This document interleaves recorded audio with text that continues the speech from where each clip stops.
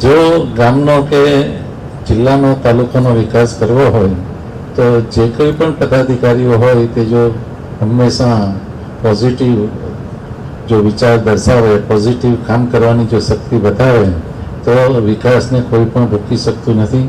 આપણે જોયું છે કે આપણા દેશના યશસ્વી વડાપ્રધાન મોદી સાહેબે ગુજરાતનું સુકાન સંભાળ્યું ત્યારથી ગુજરાતમાં અનેકવિધ એમણે યોજનાઓ રજૂ કરી અને અત્યારે જ રાઠોડ સાહેબે કીધું તેમ આ જે સબસ્ટેશન છે એ સાગર ખેડૂ યોજનામાંથી કરવામાં આવ્યું છે. આખા ગુજરાતનું બજેટ બને કે દેશનું બજેટ બને એટલું મોટું બજેટ હોય છે, તો જ્યારે આપણે પર્ટિક્યુલરલી કોઈ પણ ક્ષેત્રનો વિકાસ કરવો હોય તો એના માટેનું બજેટ કે એના માટેની યોજના જુદી હોવી જોઈએ. અને એટલે જ મોદી સાહેબે સાગર કિનારાના વિકાસ માટે સાગર ખેડૂ યોજના બનાવી અને આદિવાસીઓના વિસ્તાર માટે આદિવાસી વનબંધુ કલ્યાણ યોજના બનાવી. અને આ સબસ્ટેશન આદિવાસી સાગર ખેડૂ યોજનામાંથી જ બનાવવામાં આવ્યું છે અને એના લીધે આ વિસ્તારમાં રોજગારી વધે એ માટે ઔદ્યોગિક ફીડરોને પણ વીજળી આપવામાં આવી છે અને ખેતીવાડીને આપવામાં આવી છે.